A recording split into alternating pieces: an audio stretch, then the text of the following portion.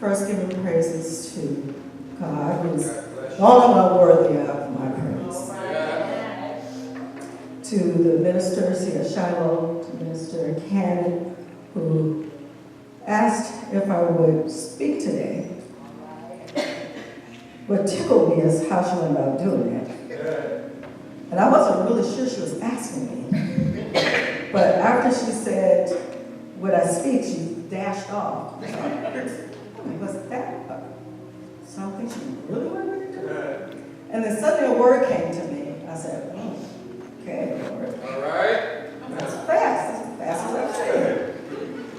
And I started thinking about the word, and I prayed about it, and I prayed about it. Things came up to confirm that was what I was supposed to speak. Although I kept saying, well, I don't know if I can do that. I got some other things, ideas, but I say the same word. Okay. So I ask that you turn to Deuteronomy 4:22.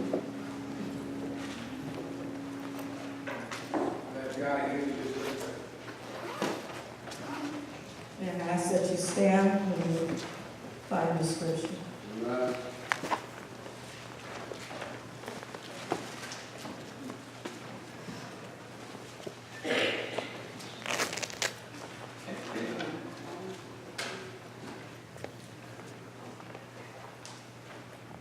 And it reads, but I must die in this land. I must not go over Jordan, but ye shall go over and possess that good land. My subject today is transition.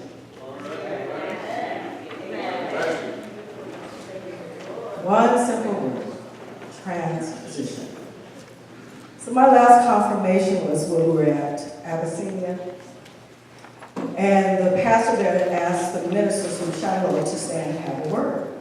So Reverend Jesse Davis Jr. stood, and he started to sharing where things were going and how grateful we were to be able to still fellowship with Abyssinia. And then he says, I'm in transition. Okay, Lord, I get it now.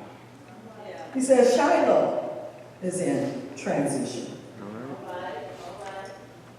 When someone says or you say, I'm in transition, there's an undertone of, this too will end. Or at some point, you'll settle down and be normal, the new normal. Life is filled with transitions. Sometimes life seems upside down, confusing, unpredictable, chaotic. Just as seasons change through winter to spring to summer and autumn, change and transitions make passages through our life. However challenging or painful, we have to embrace the changes and transitions to allow God to work through them to enable us to grow into all we are to be and to become. It's not uncommon for people to use the terms change and transition interchangeably. So my question is there a difference? Well, Webster defines change this way: to exchange one thing from another, to make or become different. It's helpful to think of change as the external situation or an event. Transition, on the other hand, is the internal process that people must go through in order to adapt to the change and the new situation it presents. All right. And until people are successfully able to transition from the old way to the new way, change won't happen. There is an important difference between change and transition. Change is, for example, moving to a new city, or you shift to a new job. It is the birth of a new baby. Change is situational. Transition, on the other hand, is defined as the process of changing from one state or condition to another. The process we go through in response to change. It could be small, like moving the bread aisle in the grocery store. It could be annoying, like having to take off your shoes when you go through security at the airport. That's right. And it can be life-changing, like you will be on a certain medication for the rest of your life. I like to view transition as thoughts, feelings, emotions, and actions we have or do in the process or in response to a change event. Unless a transition happens, the change won't work because it won't take. All right. Transition is called the in-between stage. Something has ended while something new has not yet begun. But it is also an opportunity to grow closer to God. Meeting God in the midst of our lives is nothing new to a Christian. Most of us expect God to be in our routines, our predictable activities, our special occasions. But we forget that He is with us in our messy stuff too. Today I'm talking about transition. Change and transition can be uncomfortable. It is usually not the most enjoyable experiences. That's true. Well, perhaps the change is enjoyable, but the process isn't. I tell you today that change and transition are different. We attempt to manage the change, but we tend to neglect to address the transition. So the question I have for you today, are you in transition? Well, good question. Have you ever heard a person say, wow, this month moves so fast. This year went so quickly. While it may feel that way, we know that isn't true. There will always be 24 hours in a day, 30 to 31, maybe 28 days in a month, 12 months in a year. Change is the only thing that's consistent. However, it appears that people don't like change. We feel off balance, and most of us are afraid of it. But the words of some of my friends, people actually change. They just don't like transition. That's right. We often like what change eventually produces. We just don't like having to go through that transition. I'm talking about transition today. Something has ended while something new has not yet begun. Oh, Lord. Transition is the in-between place. It's not your past or your future. It's the movement between where you were and where you're headed. That's right. You must go through transition to get to the end of where you want to be. That's right. To get to the change. Musicians say transition is to change of one key to another key. Physicists say transition is to change of one molecular structure into another mutation. Sports say transition is the movement from defense to offense or offense to defense. In the English grammar, transitions describe the relationship between ideas. For example, you hear the phrase, on the contrary, but however, in contrast, on the other hand. It can be, transition can be positive and negative. That's true. But in all areas of life, the common denominator is that transition exists and it is movement. That's right. I recall when San Francisco Airport was being reconstructed. I don't know if you recall that time. But I hated all the construction that made my drive to the airport a challenge. But now I love the ramps and the bypasses that makes my drive to the airport a breeze. So I've transitioned from what was to what is. So in Deuteronomy 4:22, we see Moses charging the church in the wilderness. He is telling them that in order for them to inherit their promise, they will have to cross over. Now this was toward the end of their journey. They have up to this point wandered for 40 years in the wilderness because they could not see themselves as the conquerors of Canaan. They lost their identity in the wilderness. They forgot what God had spoken to them. They forgot the mighty hand of God that brought them to where they were. They were not lost in the wilderness. They knew where they were. Yet, before they could enter their promise, they had to realize who they are. Today, I'm talking about transition.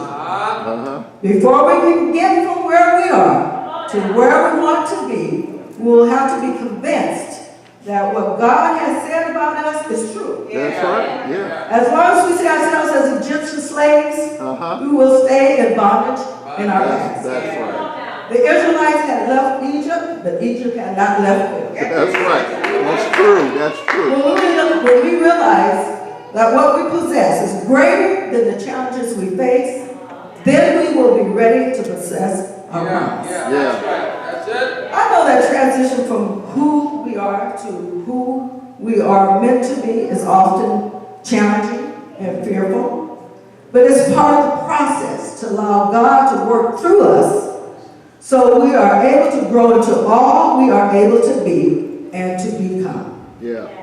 Deuteronomy 6:23 says, "And he brought us out from there, that he might bring us in to give us the land which he swore to give our fathers." Do you trust God in times when you do not understand what's happening? Yeah. Do you believe he will bring you out? I'm talking about transition. In all areas of life, we know that transition is going to happen. From a mom who's carrying a child to the birth of that child, transition 1, transition 2. The outcome is what happened, the change that's having a baby. Oh, yeah. There are times that transition is disguised in tragedy. The harsh reality of the Christian walk is God moves us through the troubles and tragedies of our lives. Because truth be told, we get comfortable where we are. We are truly creatures of habit. We like stability. And what God wants to do is frustrate, irritate, and aggravate All right. where we are, so in order for him to help us move through the transition. So God places tragedy, a storm in your life, so you can be transported into your transition. All the pain, all the emotion, all the ups and downs allows God to do his work. God did not save you and me from sin to leave us. He brought us out to bring us into the freedom, liberty, prosperity of Christ, and to the good plan he has for our lives. I ask today, are you in transition? Oh, Lord. If you are in good company. The transition of the children of Israel from Egypt to the promised land has invaluable lessons for us. For God delivered the children of Israel. He prepared Moses in the wilderness for 40 years and then sent him to deliver the nation of Israel from bondage. Once the children of Israel was freed, they had to go from Egypt through the wilderness and then to the promised land. I'm talking about transition. Yeah. The wilderness, better known as the in-between stage, is where the children of Israel were before fully setting into their promised land. This place was very uncomfortable for the children of Israel. The wilderness rekindled a desire to go back to Egypt. Exodus 6:3 says, "And the children of Israel said unto them, Would to God we had died by the hand of the Lord in the land of Egypt, when we sat by that fresh pots, and when we did eat bread to the full. For ye have brought us forth into this wilderness to kill this whole assembly with That's what hunger." they said. I think there are 3 mindsets that keep us from transitioning into something new. You can see it with the children of Israel. The first is comfort. Do you find yourself in a comfort zone? It's so prevalent among Christians. We often opt for comfort and convenience over the challenge of transition. Comfort because it's easier than going through the pain and frustration of moving forward. People know in order to transition, they will have to move. Move from the couch, move from the pews. Move. The second is fear. People are afraid of the unknown. Have you ever gone to a movie that was scary? Some people love this type of movie, not me. What makes the movie suspenseful is knowing what is going to happen next.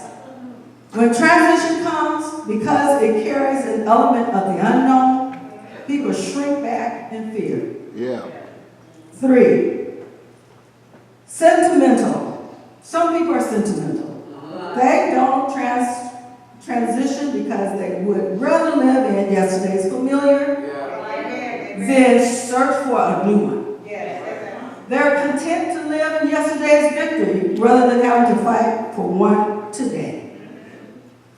So there are two important lessons to learn here. One, don't be self-dependent. Be right. God-dependent. The truth is, God will sometimes allow us to be in a place of need and have problems we can't solve. Why? Because, like it or not, need drives us to seek Him. That's right. It's easy to quote the Bible verses when things are going well. But it's another thing to really live by them when we are in the midst of difficult circumstances. God wants you and me to get to the place where we know that we need His presence and guidance at all times. Yeah. Then after He brings us out of the wilderness and into a time of blessing in our lives, we won't forget how much we need Him. 2, live by faith and trust God's word. Yeah. God wants us to trust Him and walk in faith. We need to be determined to endure all the way through, not give up no matter how we feel. Don't trust your feelings, trust God's word. Yeah. In Luke 5, you recall the story when the disciples had been out fishing all night and caught nothing? When verse 4 and 5, the next morning, Jesus told them to let down the nets for a catch. Peter responded by saying, Master, we've worked hard all night and haven't caught anything. But because you said so, I will let down the nets.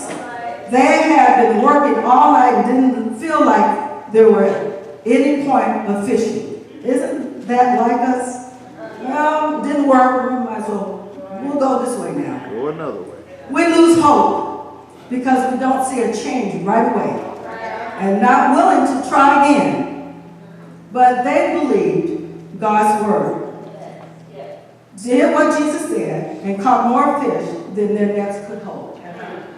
If they hadn't trusted and depended on God, if they hadn't walked in faith, there would still be no catch. It can be hard to keep going when your hopes seem like they will never become a reality.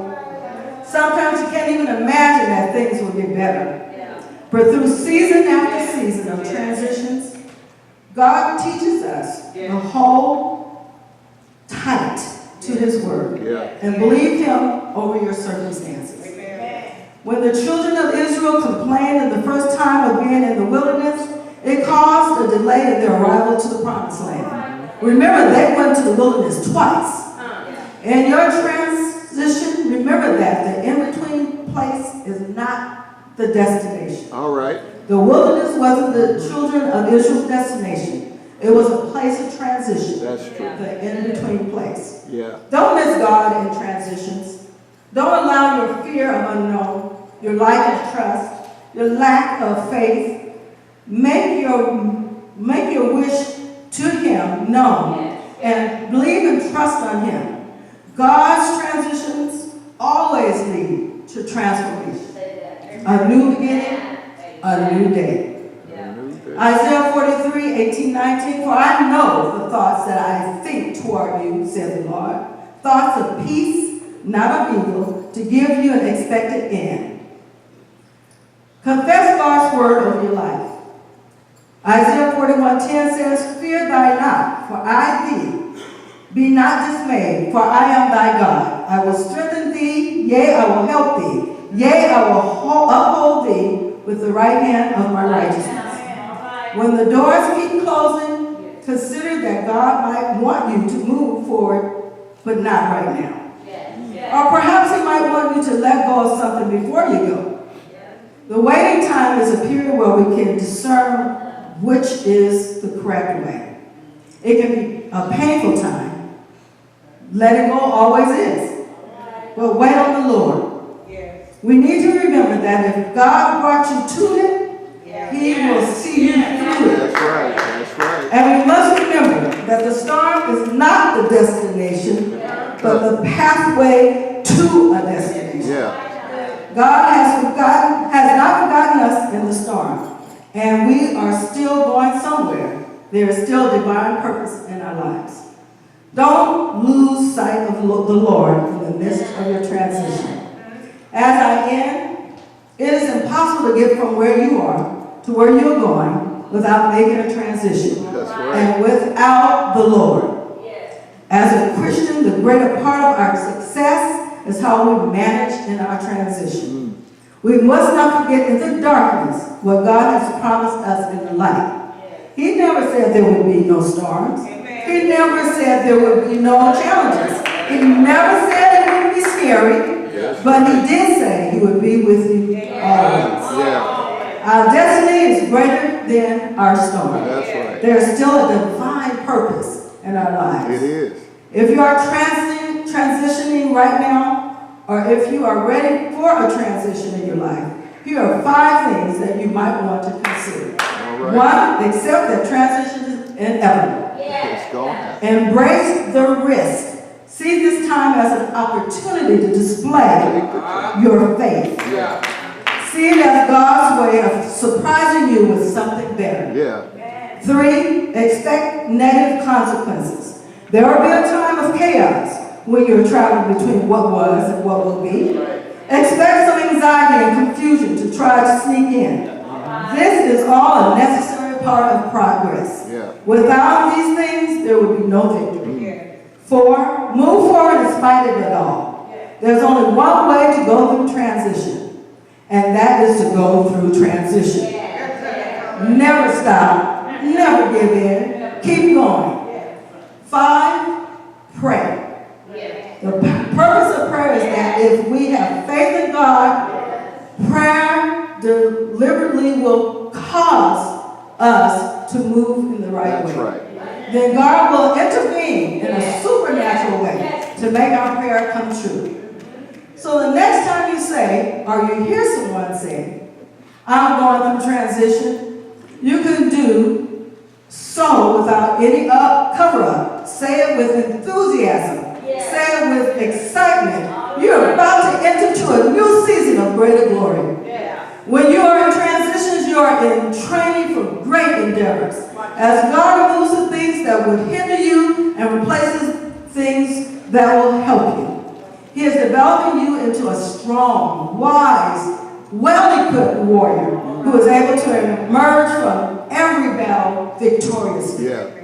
Joshua 1:7 says, be strong and courageous, that you may observe to do according to all the law, which Moses my servant commanded you. Do not turn from it to the right hand or to the left, that you may prosper wherever you go. These words from God were to direct Joshua in every situation. And this charge and promise to Joshua apply to us as well. Be strong and of good courage. Do not be afraid nor dismayed. For the Lord your God is with you wherever you go. Just know the Lord is with you in every transition and will teach you the way to go. Thank you.